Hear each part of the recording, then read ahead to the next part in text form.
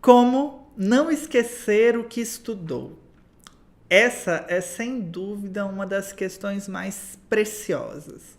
O tempo inteiro nos esquecemos. Esquecemos do que fizemos ontem. Muito provavelmente você não lembra o que comeu na semana passada. Qual foi o cardápio da escola? Pois é. O nosso cérebro dá importância ao que nos surpreende, ao que é inevitavelmente inesquecível, ao que nós damos importância também. Mas ele não compreende que o desinteressante muitas vezes é necessário. Existem duas formas de aprender algo.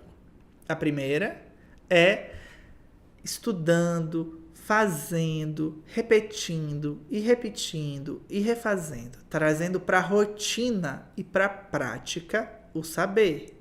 E o segundo é sendo chocado, surpreendido, gerando memórias tristes ou maravilhosas, mas que simplesmente são facilmente recapituladas, porque o nosso cérebro adora uma surpresa.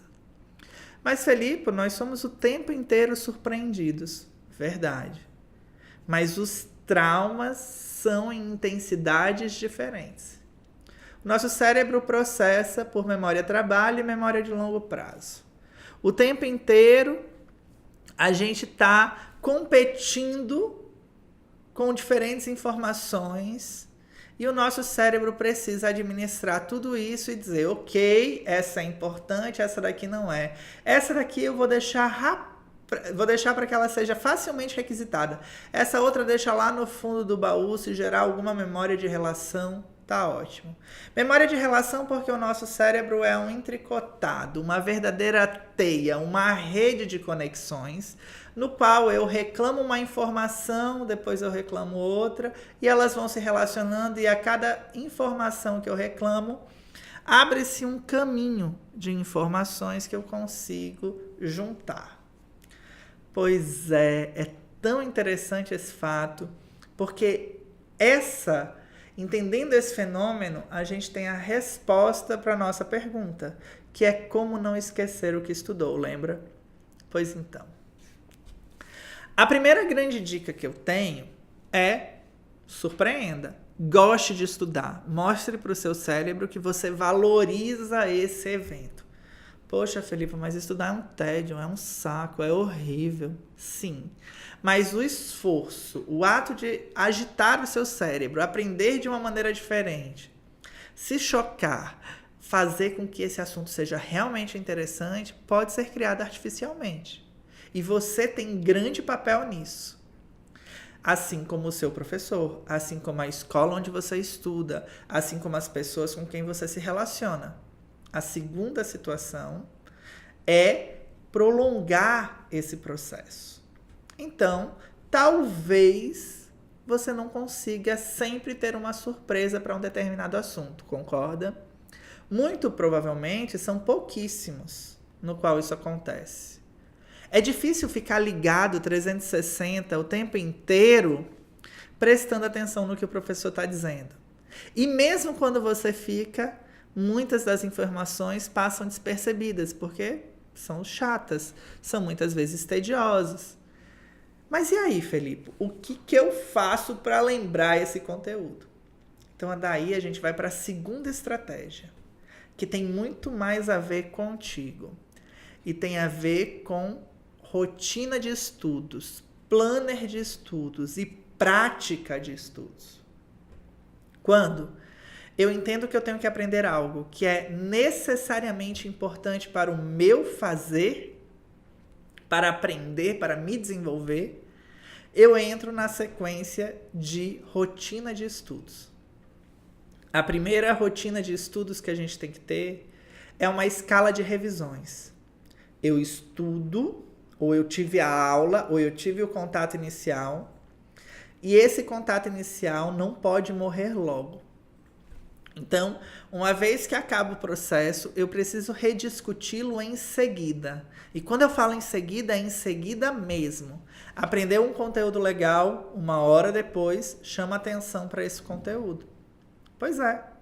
1 hora depois de ter tido a aula, fale sobre a aula, fofoque sobre a aula, conte para alguém o que aprendeu, faça um quiz com seus amigos, releia os tópicos, visualize.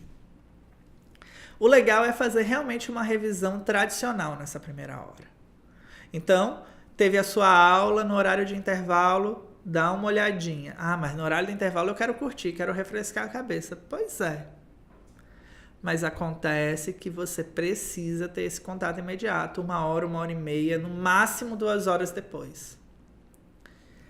Depois disso, a gente tem um contato, certo? 24 horas depois. É a segunda revisão que a gente faz. Nessa segunda revisão, a gente entra na compostura de que a gente tem que ter um tempo para estudar. Essa 24 horas depois já é no outro dia. E eu vou parar justamente para revisitar aquele conteúdo. Pode ser um quiz, pode ser uma enquete, pode ser fofocando com os meus amigos. Eu posso fazer um resumo. Faz um daqueles resumos coloridos, bonitões, manda uma foto, posta o link aqui nos comentários.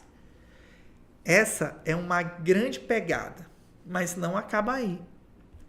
Depois, a gente vai ver esse conteúdo 1 semana depois, na nossa terceira revisão. Essa terceira revisão se dá quando eu entendo, certo? Que o meu cérebro ele vai competindo e vai encontrando informações que me pareçam mais interessantes. Apesar de eu já ter visto esse conteúdo 3 vezes, e por isso ele ainda poder ser relembrado facilmente, eu preciso gastar uma gotinha de esforço para fazer valer e para o meu cérebro fazer com que ele permaneça. Então, eu revisito, ouço um podcast, eu vejo um vídeo, eu entro aqui no canal do Felipe e vejo se tem algum tema relacionado, eu vou no canal do Descomplico, eu vou no canal do Me Salva. Fiz isso, feito, revisitei o conteúdo, vi o que eu precisava. 1 mês depois. Estão vendo que os períodos vão alongando? Sim, porque você vai fazendo uma rotina de estudo onde você consegue rememorar determinados conteúdos. Veja que interessante. Esse processo todo demorou 1 mês. Um bimestre numa escola tem 2 meses. Porque um bimestre numa escola serve-se justamente desse esquema de revisões. Inicialmente, obviamente, ele não foi pensado assim. Mas veja o seu livro didático. Veja como o seu professor programa os conteúdos. Um conteúdo é complementar do outro no bimestre. Eu estudo uma parte, depois estudo a segunda parte, depois estudo a terceira, depois estudo a quarta. E nesse processo, eu vejo todos os conteúdos relacionando todos os conteúdos. A escola já me ajuda nisso. Para explicar o terceiro conteúdo, o professor precisa voltar lá no primeiro. Veja matemática, por exemplo. Veja quando a gente aprende as operações básicas, as questões de soma, depois soma com dezena. Pois é. Nesse mesmo contexto, eu posso aproveitar isso para aprender. Mas veja o que acontece quando a gente não se foca nas revisões. Não se foca em aprofundar o assunto no horário extra classe. Você esquece. É normal, numa prova bimestral, você acertar o conteúdo lá do início do bimestre e o último conteúdo. Mas os do meio ficam soltos.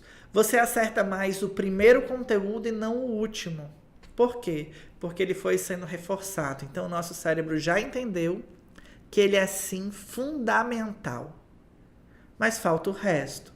Falta a complicação, falta o aprofundamento. Porque eu preciso artificialmente fazer essas revisões e aprofundar. Tá, Felipe? Acabou aí? Você já me explicou como é que se lembra do que se estudou? Não, porque tem algo a mais. O nosso cérebro gosta de ser surpreendido, lembra? Então, as suas revisões não podem ser somente leitura de resumo. De maneira nenhuma. Você precisa ver podcast, ouvir rádio, falar com alguém, fofocar, conversar, apresentar seminário, estudar, praticar, resumir, fazer infográfico. Porque você, estudante, precisa construir no seu cérebro, oferecer para o seu cérebro as mais diversas sensações e experimentações possíveis para aí sim aprender de fato.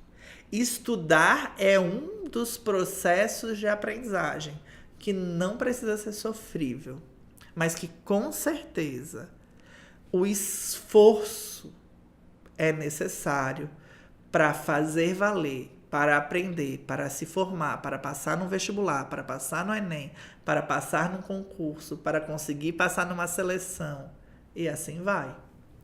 É isso, meu nome é Felipe Bellini, espero que vocês tenham gostado desse vídeo, até a próxima, tchau!